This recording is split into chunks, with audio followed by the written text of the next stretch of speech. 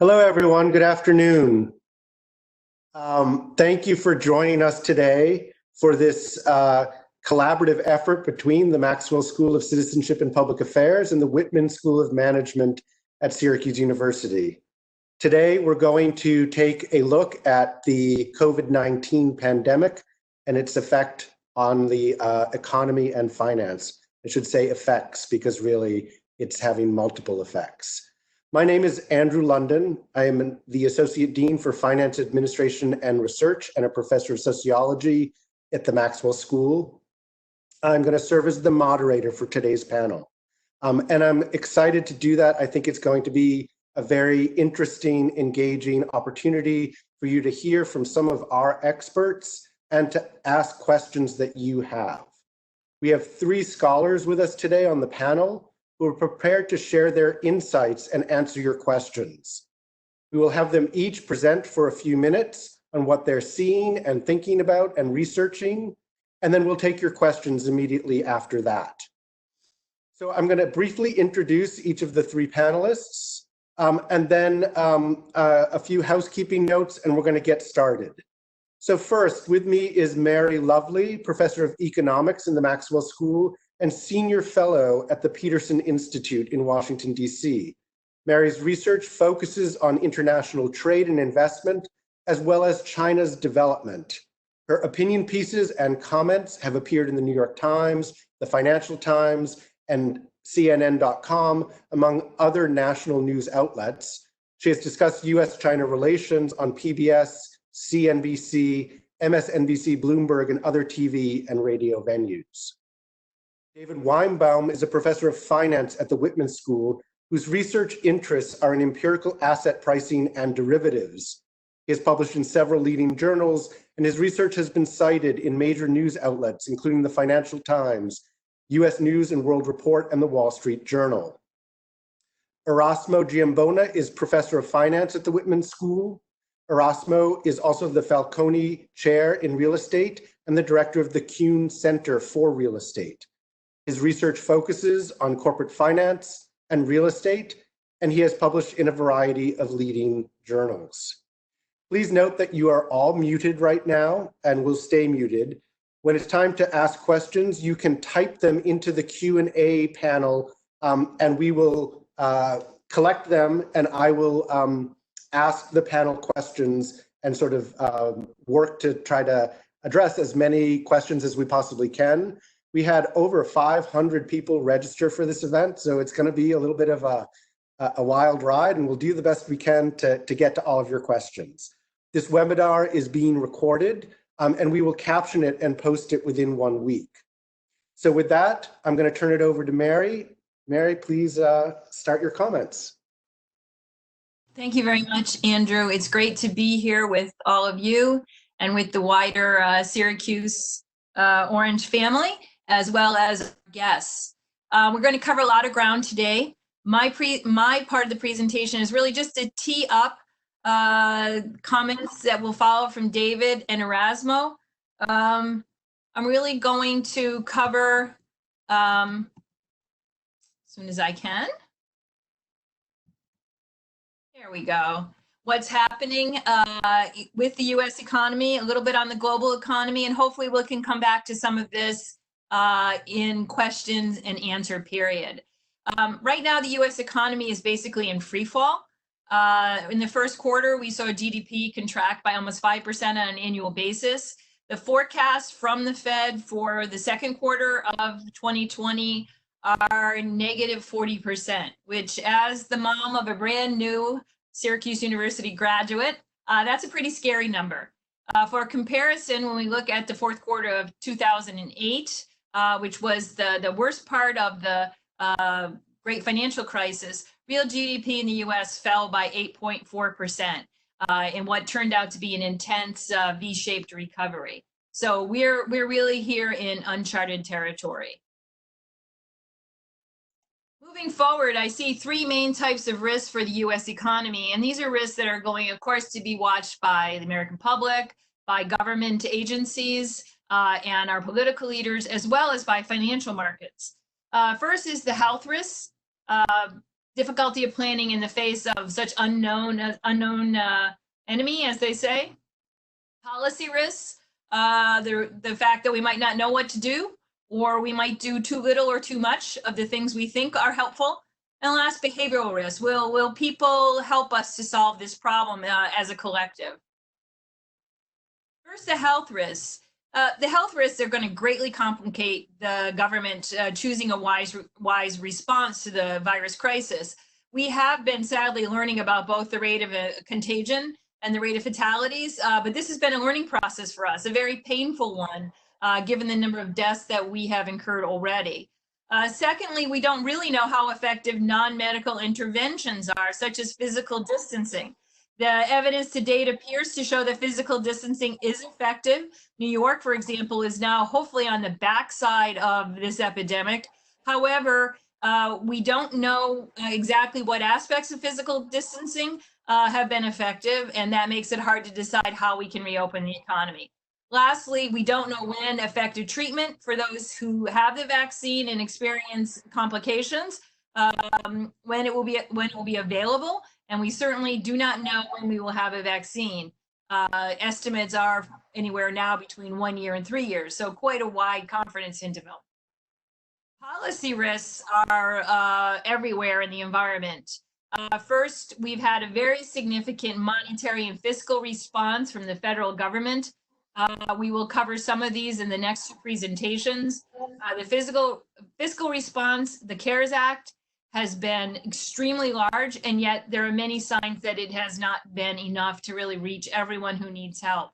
So is the response that we've taken to date of sufficient size?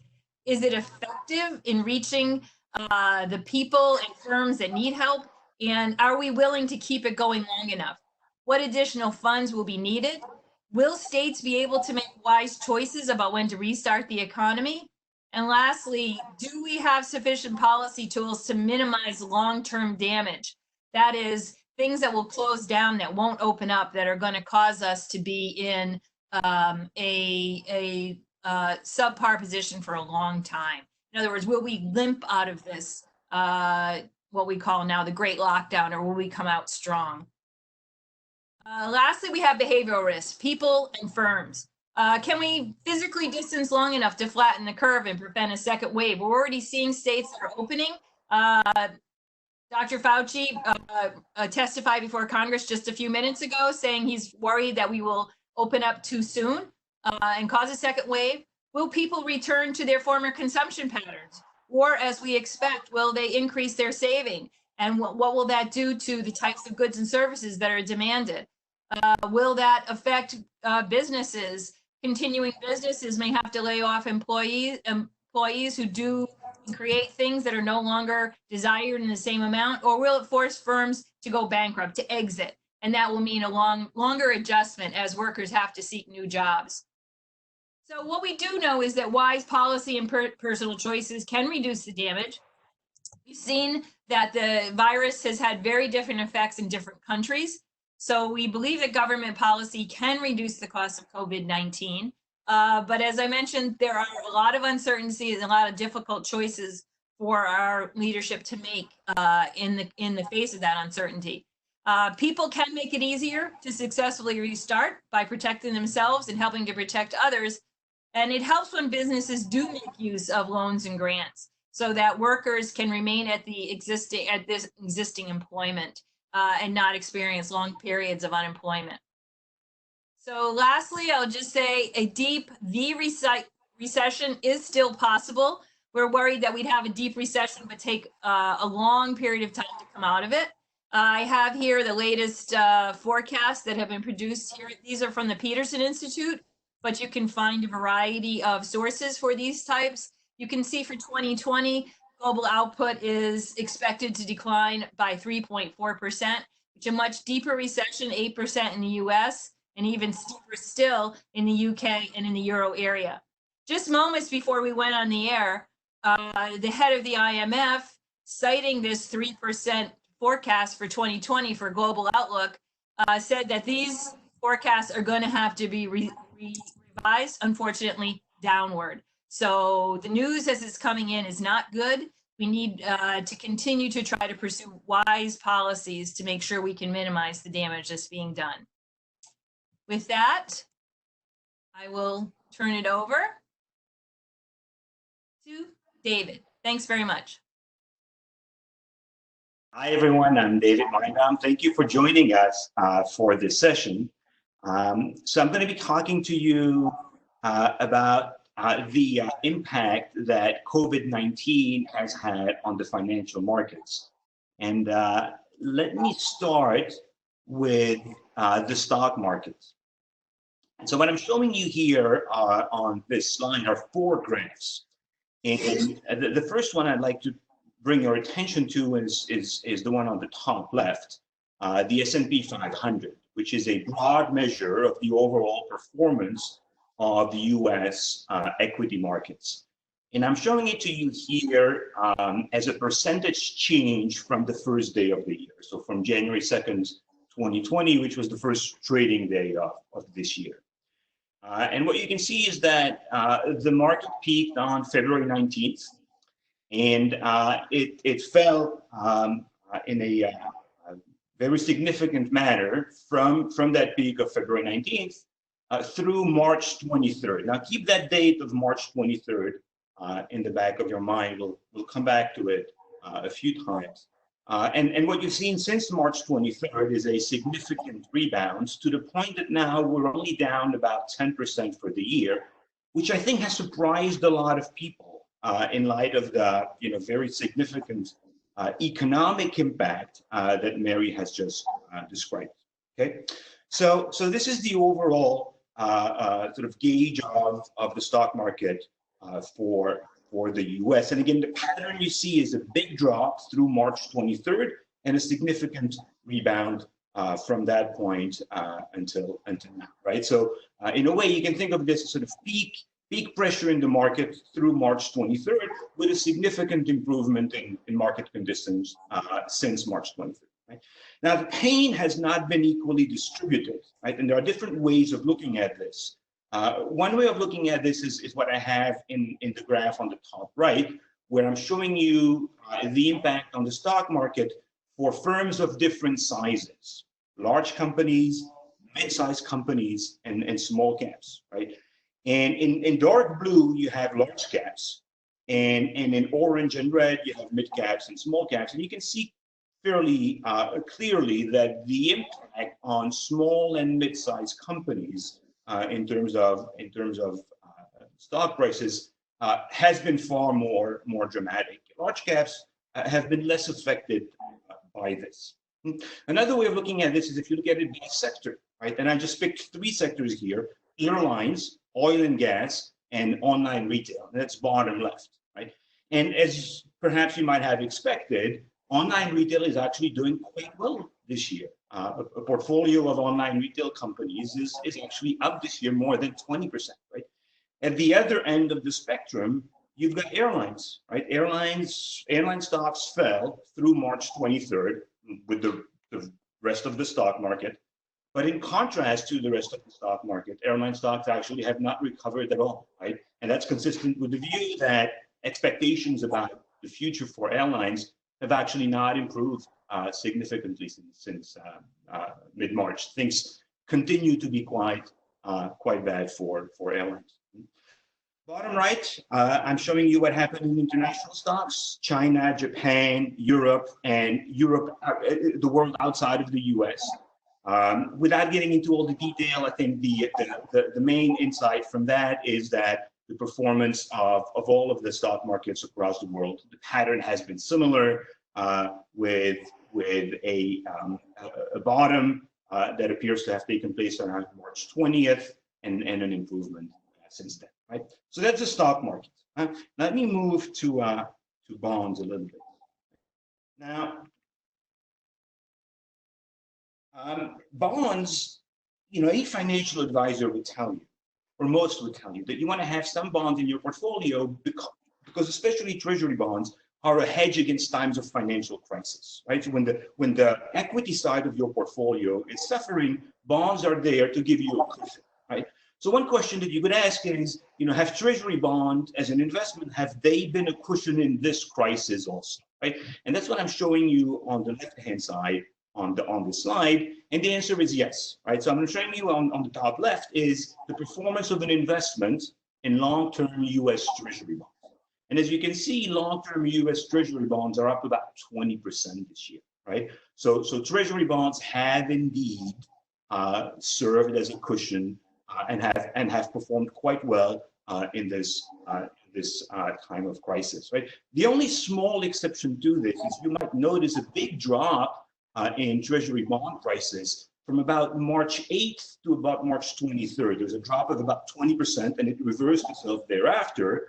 And those were crazy days where you had several days in a row where bond prices and stock prices were actually both falling together, which is very unusual and quite scary for investors. But overall, I think there's ample evidence here that once again, Treasury bonds have been a great diversifier from an investing perspective. The two graphs I have on the right-hand side try to get at a slightly different question, which is, let's talk about the market price of risk. Right? And what I mean by market price of risk is how much are investors out there willing to pay to hedge risk, to hedge uncertainty. Right? And that's going to be a function of how much risk investors perceive to be in the market, A, and B, how risk averse are investors, right? Because presumably people are more risk averse now than they were 6 months ago when the picture was a lot more upbeat than it is now. So it's a bit of an esoteric concept, but let's try to get at it in two different ways, right? What I'm showing you in the top right is stock market volatility, the VIX index, which is a stock market-based measure of uncertainty in the market, right? And you can see that also peaked about March 20th. It started quite low in the year. It peaks on March 20th, and it has fallen steadily since, right? There's been a dramatic decrease in volatility since that peak. Right?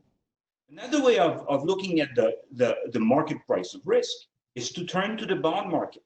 Right? We talked about treasury bonds, but there are also corporate bonds, which are represent loans that investors make to corporations. Right? Of course, corporations default, whereas the government does not, and therefore investors are going to demand higher compensation, higher interest rates, if you will, from companies than they do from the government. The difference between what's required of companies and what's required of the government is called the default spread. It's compensation for possible defaults that investors see ahead.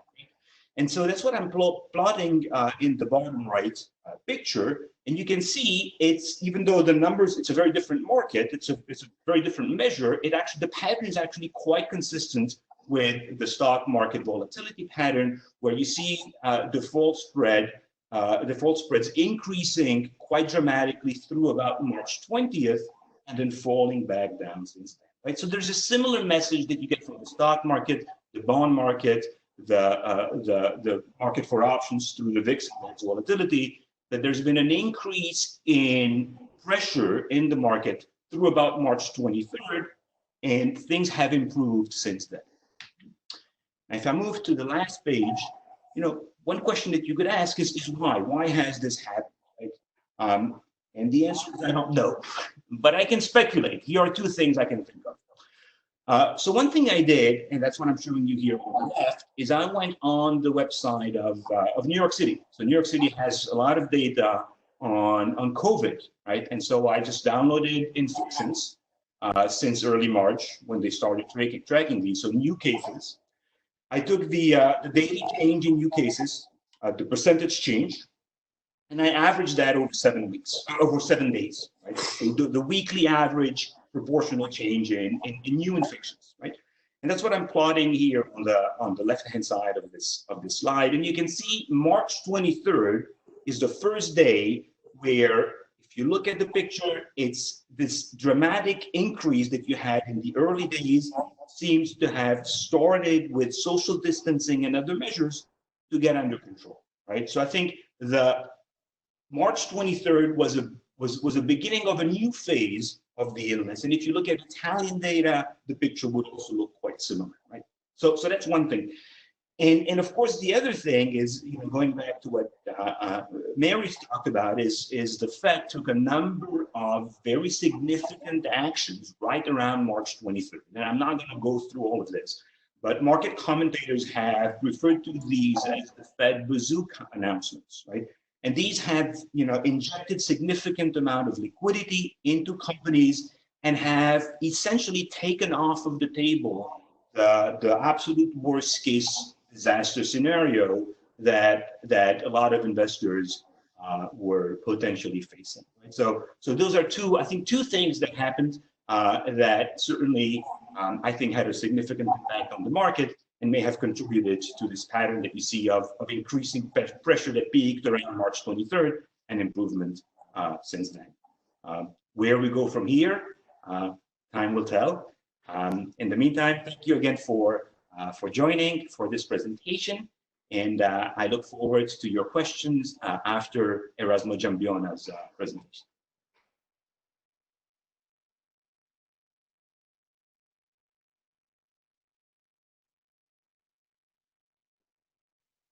All right. So good afternoon, everyone. And thanks for joining us. So my plan today is to discuss measures put in place by the Fed to facilitate access to credit, and try to also discuss a little bit the possible implications for the real economy from a micro perspective. In many respects, you will see like my presentation and my discussion really complements, it fits together with the presentations of Mary and the presentation of David. So the Fed responded massively to the pandemic. You can see this is the balance sheet of the Fed. It grew from about $3.8 trillion at the end of February 2008 to about $5.6 trillion today. And this massive increase was due to the acquisition of treasury securities and mortgage-backed securities.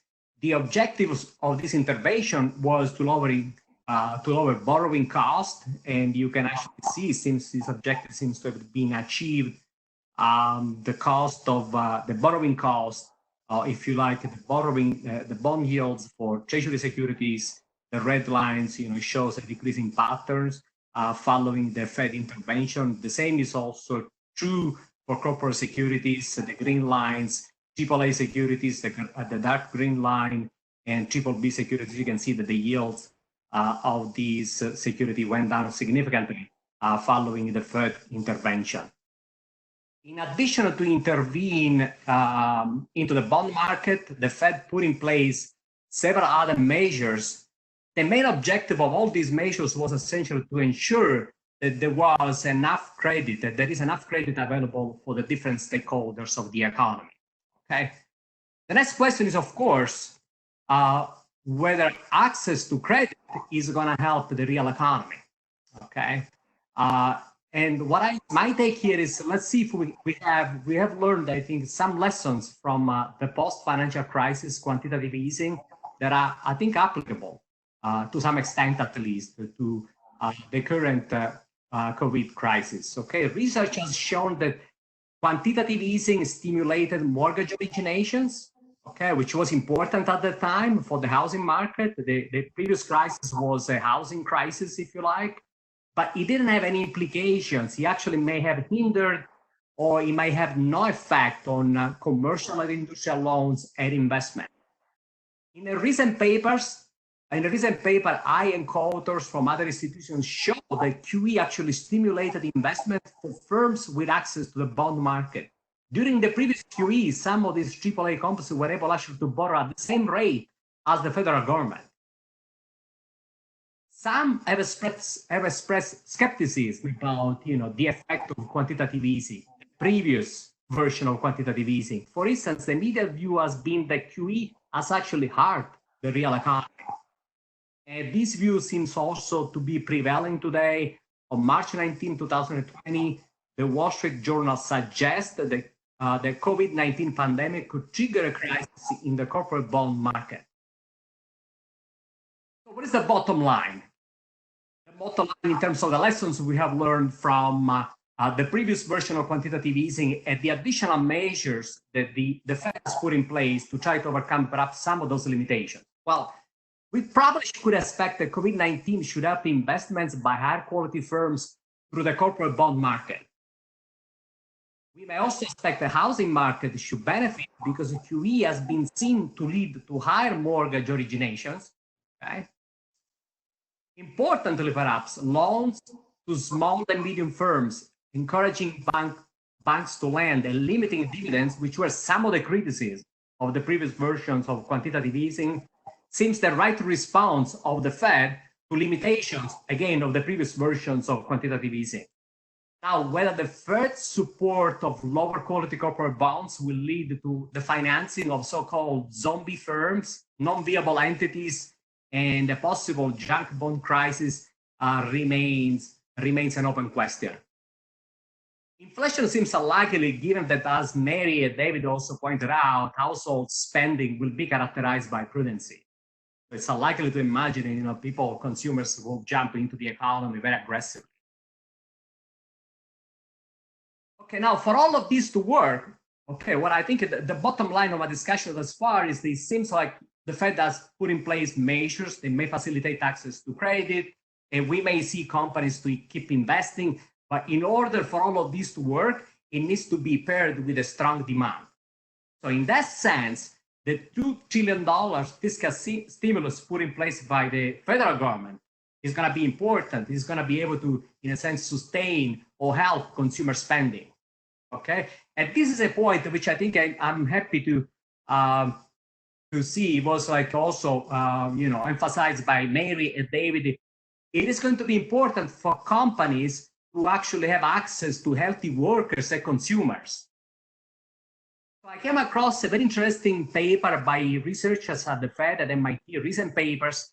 They actually find that US cities that responded from a healthy perspective more aggressively to the 1918 Spanish flu recovered faster. Okay? Now, if I have to take a more general perspective, we can probably see going forward globalization to retrench a little bit, but this might actually give states the opportunity to prepare their workforce better for globalization 2.0. In the previous version, I don't think works where states did enough to make sure their workforce was prepared. EU patchy response, both in terms of health and financial measures to the pandemic, remains, I think, a reason for concern.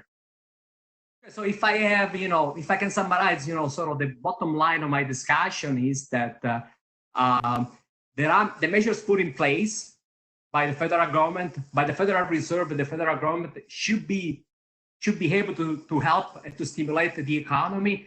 But for these measures to be successful, we as individuals, consumers, and workers needs to be safe and healthy. Which again, I like to emphasize. It is pretty much in line with both Mary and David also emphasize. We need to be healthy for the economy recovery to be strong. That's my opinion. Thank you. Thank you to the panelists for their introductory remarks. I want to invite everyone in the audience to post your questions to the question and answer, and we will try to feed them into the panelists. While people are starting to do that, let me go back to Mary with a starter question, and we'll hear from the audience in a few minutes. Could you say something about world trade, since that's your area of expertise, and whether you think we will return to pre-crisis trends, and any thoughts you have about China, since I am sure a lot of our audience wants to hear about China. Great, thanks for those questions, Andrew. World trade has fallen dramatically, more than 22%. The WTO is warning us that this is a preliminary estimate. The drop in world trade could be larger. And that, of course, reflects the simultaneous supply and demand shocks that we've seen. Early in this pandemic, China's factories were basically closed. And so that led to a basic stoppage in exports out of China to the rest of the world, particularly in manufactured goods. It led to surpluses, so warehouses became full as the rest of the world started to be unable to receive whatever goods were being sent. First in China because they weren't able to consume, and now here in the United States. So we had a supply shock followed by a demand shock. All this means that global trade flows will fall. And with it will go a lot of jobs. There are many jobs in the United States and other countries that are linked to trade. You can think about people who work in ports or trucking, or just in terms of the work that goes on in back offices to facilitate trade. So that is definitely going to contribute to slow down, and it has contributed to slow down in the real economy. Will we see a pickup? The answer is very likely to be highly dependent on the policy response. If we continue to see this asynchrony that we're seeing in the global economy, where we have a crisis in one country that then gets followed by a crisis in another country. Right now, we know that the number 2 and number 3 countries seeing increases in their daily counts are Russia and Brazil. We could see the epidemic flowing to other parts, particularly in emerging and developing countries, with results there that we really don't want to think about yet. So we could see a continuing cascade of supply shocks, and that will continue to keep the money in consumers' wallets. We won't be buying domestic goods, we won't be buying foreign goods. So that's one thing, what happens with the real economy. A second is, of course, policy. We're already seeing moves in the United States. There's been talk of Buy America, moving supply chains back home. We saw today there was a opinion piece in the New York Times by our trade ambassador, Robert Lighthizer, talking about the return of manufacturing to the United States. These are sort of long-term trends that some people have tried to push. Trump administration has certainly tried to, both with policy and with rhetoric, tried to encourage, in some cases force, through their pricing policies, countries to bring activities back to the United States. Will that succeed? My best guess is no, it won't. China is recovering. China has done a good job in tracing and contacting people. We've seen some repeated small outbreaks in China, and China so far has been able to tamp those down pretty quickly. So there'll be lots of reasons for companies to continue to work with China, including American companies. So I think absence of stronger policy, we won't see increasing decoupling from China, just on the business terms. So it really will come down to policy, and that, of course, will be dependent on the outcome of the next election. So I'll leave it there. Thank you very much. I've got a question from Carol, a couple of questions for Carol that maybe best be answered by David. What about impact on municipal bond market with added pressure on state and local governments? And do you see any impact on financial impact on the US territories, perhaps thinking perhaps about Puerto Rico or some of the other territories? Yeah, thank you for those. You're right. I think potentially you can see a negative impact on both of those. Certainly municipal bonds, and the municipal bond market is an interesting market because from as many of you may know, there's a tax advantage to investing in municipal bonds. For example, if you're a New York State tax resident, and you buy New York State municipal bonds, those will be exempt from taxation at the state level, right? Now, but to get to that, to be able to get that exemption, you have to hold municipal bonds that are issued by entities located in the state, right? If you buy municipal bonds from California, you're not going to get that state deduction in New York, right? So that forces you away from diversification, right? The basic idea in Finance 101 and any investment plans that you take is not to put all of your eggs in the same basket, right? You want to diversify across securities to be able to eliminate some of the risk, right? But here, in order to get the tax exemption, if you're a New York State resident, you have to invest more heavily in New York State municipal bonds. And as I'm sure many of you know, the situation in the state is quite dire. Now there are expectations that there will be a bailout by the federal government of state and local entities.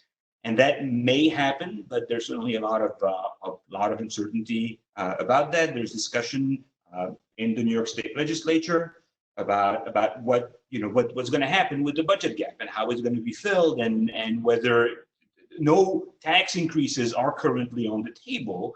But certainly that's one option. One thing that's being discussed is tax increases on those making $1 million and annually and above in income. So there's a lot of discussion, right? And defaults, I think, are not entirely off of the table also. So you're absolutely right. That's going to trickle down. It's going to trickle down at the state level, and it will trickle down at the level of U.S. territories such as Puerto Rico in the exact same fashion. I don't think anyone is particularly immune from this effect. Thank you very much. I've got a question from Catherine. I'm going to put it out to the whole panel to see who wants to jump in first. Do you believe we'll see a nationalist approach as opposed to a global approach to repairing economies? Seems like a big question. So anybody want to jump in on that?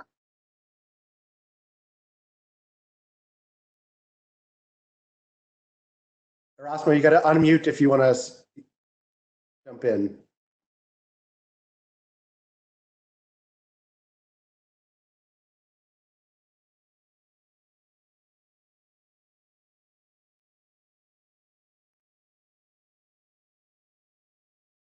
Can you hear me now? Yes. Okay. So I guess, what I was suggesting, if we look kind of, it seems like this might be the initial approach. The countries may respond individually to the effect of the COVID-19. I mean, this has happened surprising. I mean, if you look at Europe, right, which was really the European Union, you would have expected really a more coordinated response, to the health implications of the pandemics, as well as a more coordinated response from a financial point of view. That was not the case. So I would suspect initially countries will respond more individualistic to the pandemic, the financial aspects of the pandemic. But in the medium term, probably there would be a trend to look at the issues from a more coordinated perspective. That's what I was also thinking about, the US, that perhaps, over time, it would be a way for countries to also rethink a little bit how to make sort of a globalization 2.0, which tries to bring together everyone. Thank you. Does anybody else want to jump? Mary, please. Yeah, I mean, I think it would be ironic, isn't it, that a global pandemic actually makes us further more nationalist. But we will see some short-term national responses for sure, and we'll see some long-term responses, such as trying to at least encourage or perhaps even subsidize domestic production of critical supplies. We will certainly see some stockpiling. Public officials are going to feel a responsibility to make sure that their citizens are adequately protected in case we see a second wave or even a new pandemic. So I think that they are going to feel that responsibility. On the other hand, there has been a lot of coordination. Even within the EU, there has been some unconditional loans and supports that have been made to the southern tier.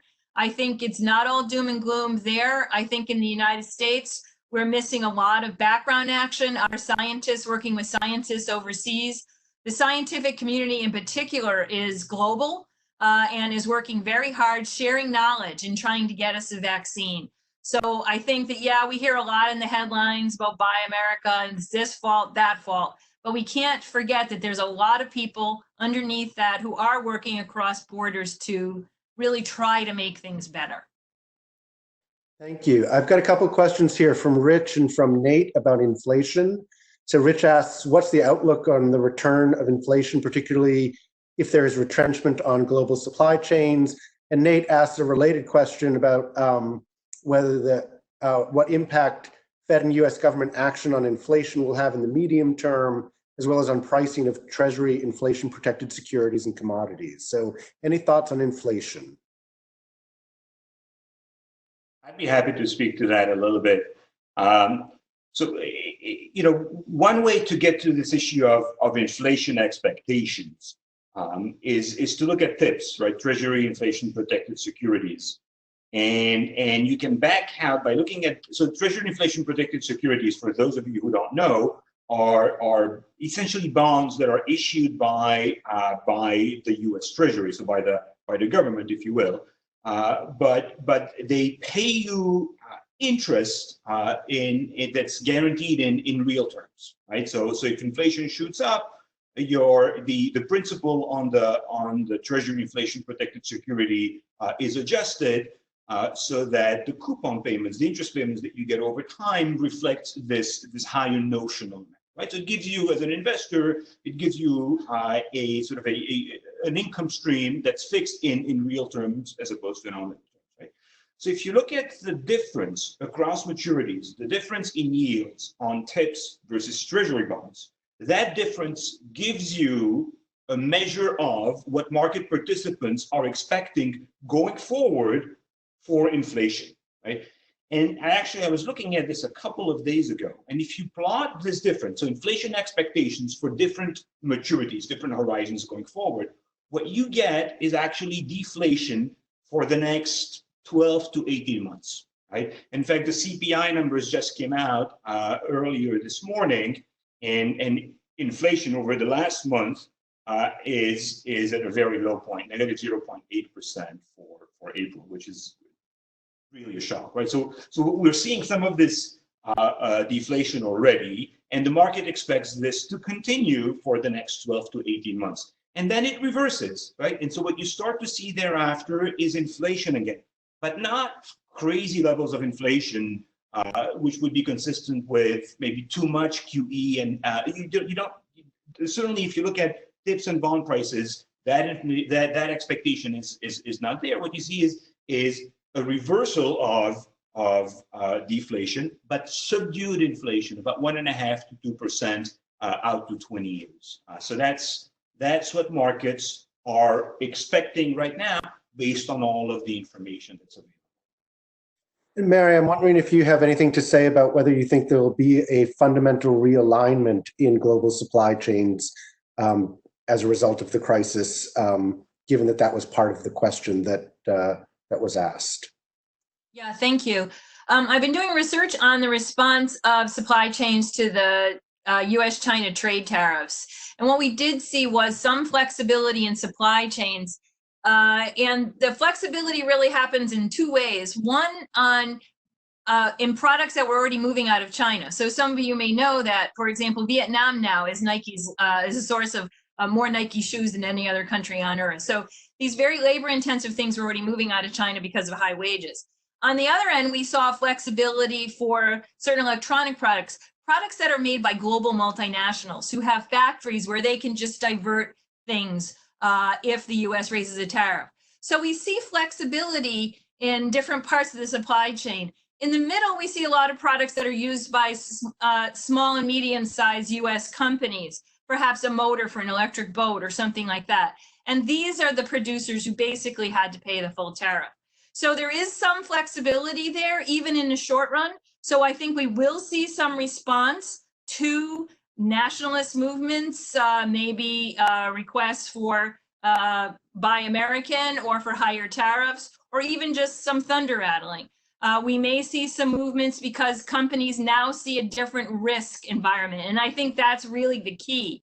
That will move. They're going to look for more resiliency. They're going to look for more duplication. And that doesn't point to any one country, because as we've seen, the pandemic hasn't stayed within any one border. So we'll see more duplication. That'll be higher costs. Still, we'll see a lot of companies operating, especially in Asia. And we're going to see increasing development of high-tech products outside of the United States, outside of Europe, and that will lead to new forms of supply chain. So I think that globalization is with us. It may be globalization 2.0, as Erasmus said, but it's necessary for us to prepare our workforce for that. Erasmus, I have a question I think best suited for you. Can the panelists, can you speculate about the industrial and commercial real estate markets in the US and what you think the impacts will be there? Okay, so I think, what we have seen, I think what we have learned from a previous version of QE was that that allowed commercial banks to actually to originate significantly more mortgages for the housing market. That was helpful for the housing market. In response, but banks were more reluctant in terms of providing commercial and industrial loans, which of course also affected the commercial real estate side of the market. The Fed response today was different, in part probably to account for those limitations. We saw that actually the Fed directly intervened to provide mortgage or loans to small and medium enterprise, and also directly encouraging banks to provide commercial and industrial loans, which of course are going to be very important for the commercial real estate market. In addition to these, the Fed also committed to directly purchase agency commercial mortgage-backed securities, which we can think are all measures that in a sense should provide sufficient credit, the very reasonably priced credit that can be used into the commercial real estate market. So I think, what I've seen and what I expected, that the Fed has put in place measures to directly tackle the potential lack of credit for the commercial real estate market. So in that sense, that's good news. Great, thank you. I've got a couple of questions here related to the deficit from Dante and from Ingrid. Not sure who wants to jump in on this, but what will be the impact of the government deficit impact growth, and can it be positive as long as rates stay low? As a nation, the US entered the crisis with an extraordinarily large deficit. What implications does this have on economic recovery and reduction of debt over time? So those kinds of questions related to the impact of the pandemic on the US deficit. Anybody want to take that one? Mary? Yeah, I mean, we did enter with a very large deficit. The deficit was already increased particularly by the tax cut that President Trump implemented early in his administration, about $1 trillion. We're seeing it climb daily. This is I think not a concern, basically because the Fed is borrowing at extraordinarily low rates. As David said, inflationary forces are very weak at the moment, and clearly we need this kind of spending to avoid a much more severe recession and a much longer term to recovery. So for the short run, and we're talking, a period of, say, maybe the next 10 years, this is not an issue. We can work gradually to rebalance our economy. So I think this is not something people should be worried about right now. What we should be worried about is making sure that we're getting help effectively to the people and the businesses that need it, so that we don't have permanent layoffs and other things that are going to require a lot of adjustment for us to get people back to work. Thank you. I've got a couple of questions here about that probably are for David or Erasmo, from Fatma and from Chosen. Fatma asks, what do you think the impact would be of the Fed buying the bond ETFs on the overall underlying bonds, as I assume it has impact on the ETF stock price, but not necessarily on the underlying bonds themselves? And Chosen asks, Bloomberg reported in the last 1 month that the market issued more corporate bonds than last year.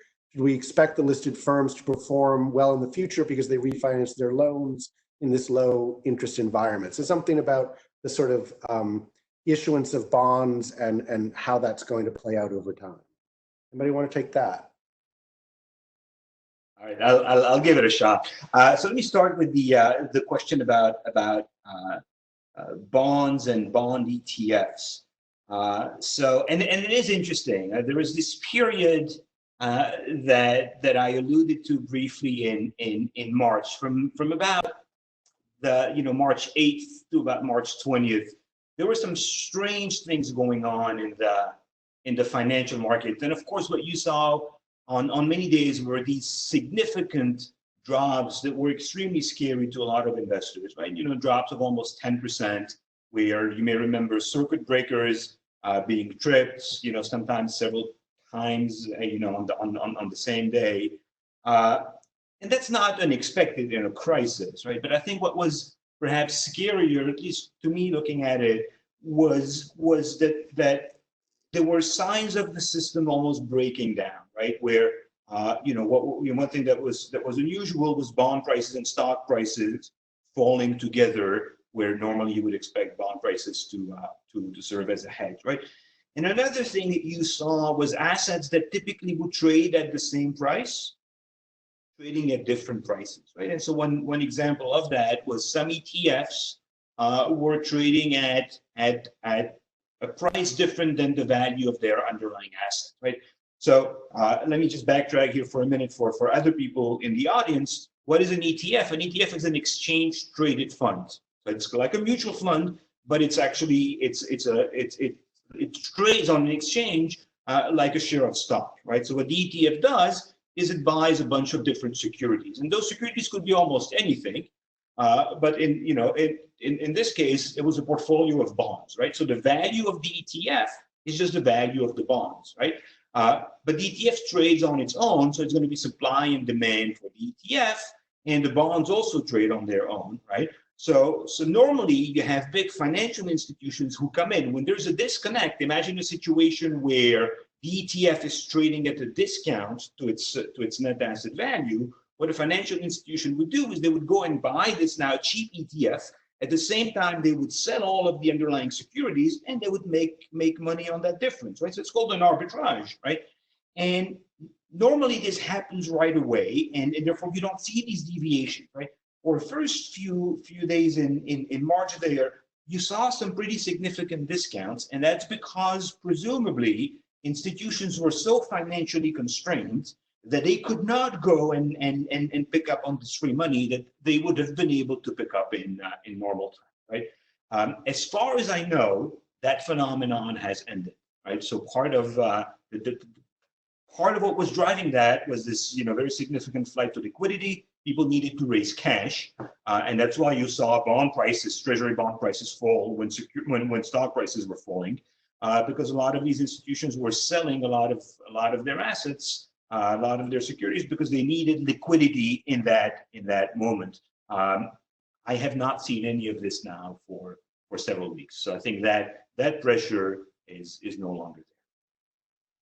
If I am, Andrew, could I just come in here on that very quickly? I think that the plumbing problems, I'm going to call them, that David just described were even more widespread. They happen behind the scenes, and the Federal Reserve has worked very effectively to move aggressively to solve these problems. So there's a lot that was going on in late February and early March that most, ordinary people weren't aware of, and there'll be a lot of quarterbacking on how the Fed behaved. But I think basically the Fed had been battle tested back in 2008 and performed very well to keep liquidity flowing. So what he's talking about, it's hard to keep straight all the acronyms, but it's really very important, and the Fed did very well, in my opinion. If I can add, Andrew, just a couple of things. Going back to the real economy, I think we have some evidence, that the Fed actions at least is going to be helpful for some of the higher quality firms. Again, as I mentioned in my discussion before, it may also fuel financing for zombie companies and lower quality firms, and that's to be seen. But they also put some actions in place, perhaps based on some of the concerns that were raised before in the previous version of quantitative easing about limiting the ability of these firms to borrow at cheap rates to actually pay out dividends. So they kind of learned, from the previous version of quantitative easing.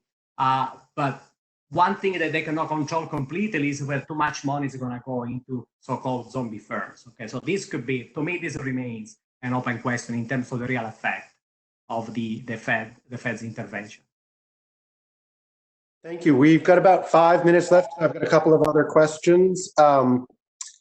So a couple of questions from Jerry and from Joanna. How do you see these relate to different sectors being affected? So how do you see longer term trends being accelerated as a result of the pandemic, especially in areas like office space or education or medicine? And Johanna asks, what about travel preferences? As an economic engine, both domestically and globally, it fuels hotels, meals, entertainment, rental cars. Where are we going in terms of those kinds of trends?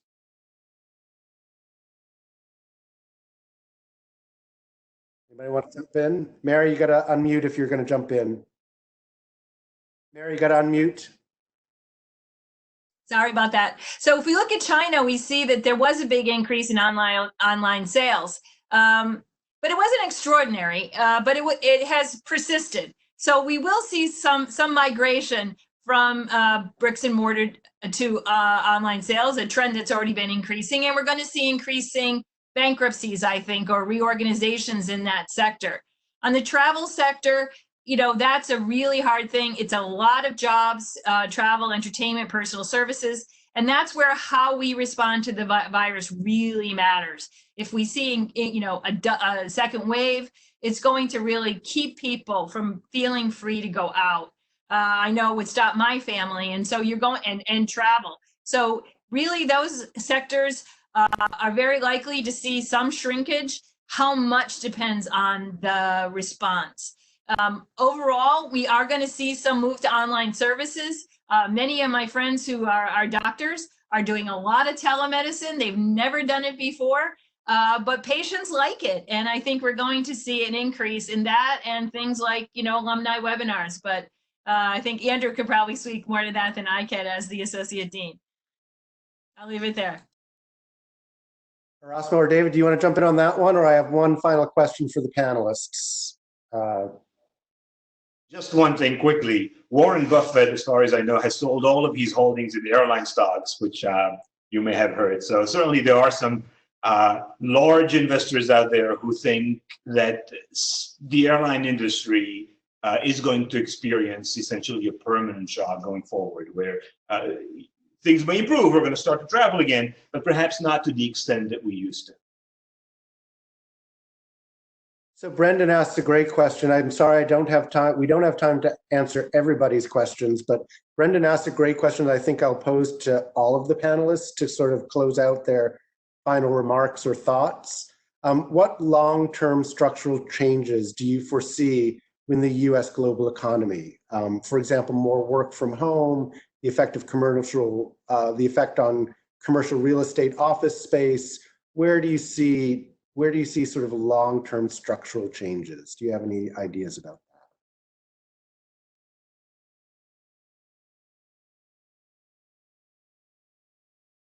that? I guess, you know, Andrew, I can get started a little bit. I mean, it's really, of course, a very complex question. I recently came across an interesting paper by researchers at Harvard. They pretty much try to rank the different sectors in terms of how much of the work done in those sectors can be performed from home. And that, of course, includes education, right? All type of service sectors, you know, educational, research, and scientific activities are among the main activities, among the activities that can be performed from home. Whether this is going to be, however, a structural change, to me remains, whether this is going to lead to a structural change, whether we actually see a lot of these activities to be performed by from home remains, in my view, an open question, because there is a human element that will come back. I hope, I believe, there is a human element that will come back. Maybe in the medium, maybe it will take us some time, you know, to go back to appreciate the human element, but I believe this will come back. Even for those professions where we believe a lot can be done by home, it can be done from home, we will see a reshuffle or going back to the pre-crisis level, if not completely, at least to some extent. Mary? You know, I agree with that. I also think that we're going to see a longer term increase in the savings rate. And this would be good for a lot of American households to have a bigger nest egg to weather something like this. But the question is then what don't they spend on? And it may be these types of personal services and things that require person-to-person contact. And that will entail structural changes in the economy. Having said that, though, I think that we all know that the death of distance has been announced many, many times. It doesn't seem to die. And I think that we won't see the death of distance this time either. I think, as Erasmo said, there's a human element here. Businesses will want to communicate face-to-face. It's been one thing that's really slowed down global trade. It's been an inability of people to actually, you know, go to China and make deals. And so I think we will see that. I think we'll see people wanting to speak face-to-face to their professors and to their students. And so I think less will change than we think, although maybe Americans will become a tiny bit more thrifty. Certainly in past pandemics in other countries, that's what's happened, and certainly what's happened both here and in China. We've already seen the savings rate go way up. Thank you. David, you want to jump in on this? Sure. Well, it's of course very difficult to make predictions about the future, right? But I do agree here with both Mary and Erasmo. I think we're going to see some changes, some effects in the short run, certainly. We might even see some effects sort of more in the medium term. But I think people's memories, just if you go back to the human aspects, people's memories are shorter than we think. And I expect a lot of these. I don't expect this to be the end of distance. I think we will come back, maybe not entirely, but to a large extent, to traveling, to working together, to human interaction. I agree with Mary that less will change than some people are predicting. Great. So we are just about out of time. I want to thank the panelists very much for their comments and insights and perspectives. I'm very grateful also to all of the alum and others who joined us today, took time out of their day to come visit Syracuse University, Maxwell, and Whitman, touch base, ask questions, and engage. We hope you'll continue to do that.